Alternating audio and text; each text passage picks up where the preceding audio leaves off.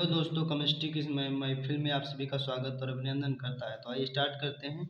Sucrose के 0.025 मोल को जल में घोलकर विलयन का एक कुल आयतन जो है 500 मिलीलीटर कर दिया गया। सुक्रोज विलयन का जो 20 डिग्री सेल्सियस पर परासरण दाब निकाली कर है। विलयन का जो स्थिरांक इतना दिया हुआ है आर दिया हुआ है, तो क्या करा था, परासरण दाब निकालिए। परासरण दाब कहने का मतलब होता है पी।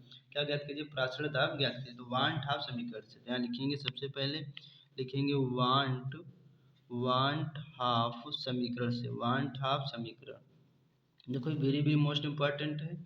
जब तक आप थ्योरिया नहीं पढ़ेंगे तब तक न्यूमेरिकल सिद्ध नहीं कर पाएंगे। तो वांट हाफ वैज्ञानिक ने कौन से एक फार्मूला दिया था, उन्होंने एक फार्मूला दिया था पीवी बराबर एन आर टी, ये दिया था फार्मूला। अब यहाँ से हम देखेंगे हमें क्या ज्ञात करना है।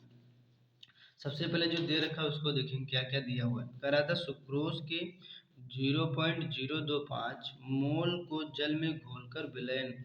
मोल को जल में घोला। मोल का मतलब क्या होता है, मोल का मतलब होता है विलय के मोलों की संख्या। मोल का मतलब होता है विलय के मोलों की संख्या। जो विलय के मोलों की संख्या कितनी दे रखी है, मतलब विलय की, मतलब कह रहा है विलय के मोलों की संख्या। तो विलय के मोलों की संख्या कितनी दे रखी है, जिसको एन बोला जाता है। तो यहाँ दिख रहा होगा 0.025 ये दे रखा है विलय के मोलों की संख्या।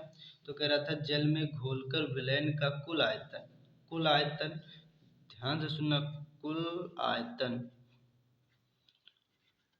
आयतन को कैसे लिखा जाता है, तो V से आयतन कितना दे रखा है 500 मिलीलीटर। अब देखो आयतन किस में होता है, लीटर में होता है। आयतन किस में होता है, लीटर में होता है।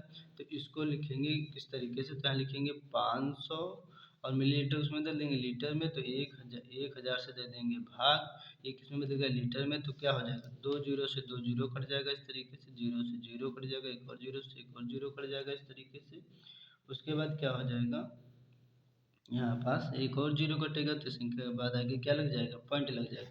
कहने का मतलब जो आयतन आएगा वो आ जाएगा 0.5। अब ये किस में जो आयतन आएगा, ये जो आयतन आ जाएगा किस में आ जाएगा, लीटर में।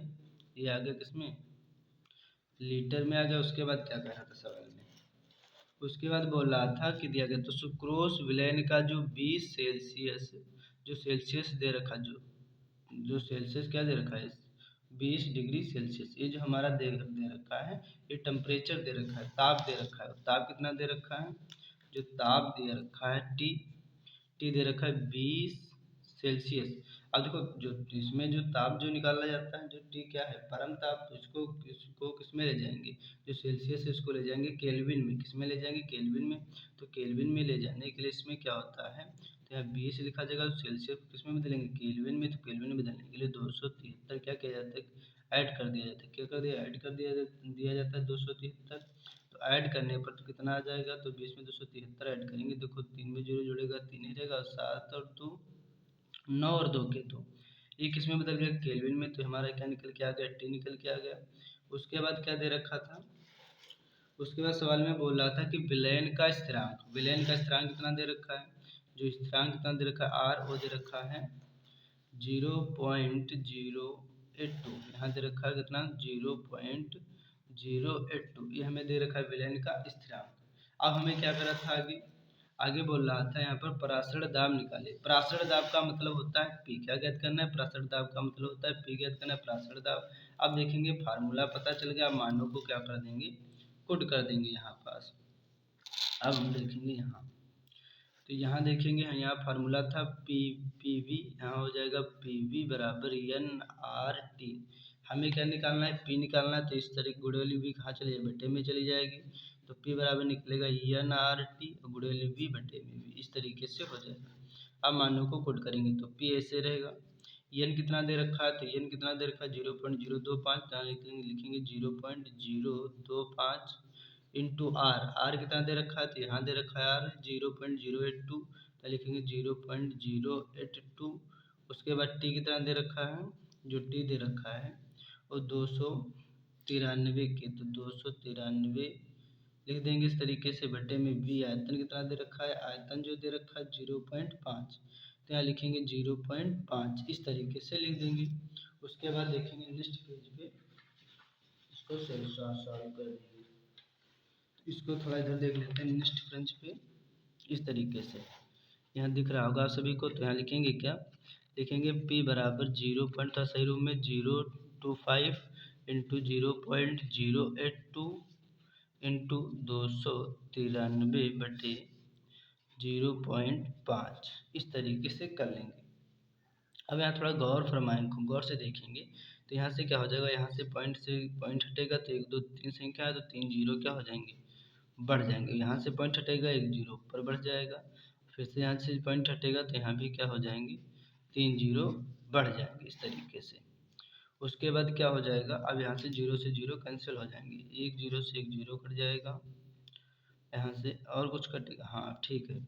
अब यहाँ क्या हो जाएगा, अब इन दोनों की मल्टीप्लाई हो जाएगी। अब देखेंगे यहाँ पास मल्टीप्लाई करेंगे इसकी पूर्ण रूप से, तो यहाँ पर लिखेंगे p बराबर कितना है, यहाँ 25 है इंटू 82 और इंटू 293 और वहाँ गुणे 1, और नीचे कितना बचा हुआ है, 3 जीरो और 3 2 5, मतलब कहने का मतलब कितने जीरो, 3 और 2 और इंटू 5, तो 5 एकम 5, 25 हो जाएगा। फिर काट देंगे इसको, 5 एकम 5, 5 दूना 10 और कितने 4 जीरो हो जाएंगे, इस तरीके से। और भी कट जाएगा यहाँ पास, 2 से कट जाएगा, 2 चक्कू 8, 2 एकम 2, फिर 2 एकम 2, 2 से फिर 0, इस तरीके से कट गए। आप सभी को एक पास लिख लेंगे जो सॉल्व हो चुका है, तो यहाँ पास निकलेगा कितना, p बराबर निकलेगा 41 गुणे 293, 41 गुणे 293 बट्टे में कितने थे, 2 4 जीरो थे, 4 जीरो लिख देंगे इस तरीके से। अब यहाँ क्या हो जाएगा, 293 की 41 से गुणा हो जाएगी, तो 3 एकम 3, 9 एकम 9, 2 एकम 2 हो जाएगा। 4 3 12 के 2 हाथ से चला 1, 9 चौक 36 और 1 37 के 7 हाथ से चले 3, और 4 दूना 8 और 3 11 हो जाएगा, इस तरीके से। तो 3 रहेगा और 9 और 2 9, देखो यहाँ से, तो यहाँ से कितना हो जाएगा, 3 हो जाएगा। अब 9 चौक 36, तो यहाँ देखेंगे, देखो 3 एकम 3 हो गया था, 9 एकम 9 और 2 एकम 2, 4 3 12 के 2 हाथ से चला 1, 9 चौक 36 37 के साथ चले 3, 4 दूना 8 और 3 11, ठीक तो था 3 हो जाएंगे, 9 2 11, 11 का 1 हाथ से चला है, 7 1 8, 8 1 9 10, 10 का 0 हाथ से चला 1 1 1 2 और कितना 1। उसके बाद आ जाएगा कितना, 12 0 13 आ जाएगा। उसके बाद यहाँ पर लिख देंगे p कितना आ जाएगा, जो p कहने मतलब होता है विलयन का परासरण दाब, वो कितना आ जाएगा, वो आपका आ जाएगा 12 0 13 बटे में कितना था, 4 जीरो, कितने जीरो, 4 जीरो, तो 4 जीरो हो जाएंगे इस तरीके से। अब देखो 4 जीरो कटेंगे, चारों जीरो कटेंगे तो 4 संख्या बाद पॉइंट लग जाएगा, 1 2 3 4, तो यहाँ पास क्या लग जाएगा, पॉइंट। तो यहाँ पर जो मान आ जाएगा वो कितना आ जाएगा, इसका जो मान आएगा p बराबर 1.2013, ये हमारा क्या आ जाएगा, विलयन का परासरण दाब आ जाएगा। तो ये हमारा क्या आ गया, राइट आंसर आ गया। तो ये वीडियो सभी को कैसा लगा, आशा करता हूँ सभी को अच्छा लगा होगा। तो फिर मिलता हूँ नेक्स्ट वीडियो में, तब तक के लिए दीजिए इजाज़त। आप सभी का तहे दिल से धन्यवाद।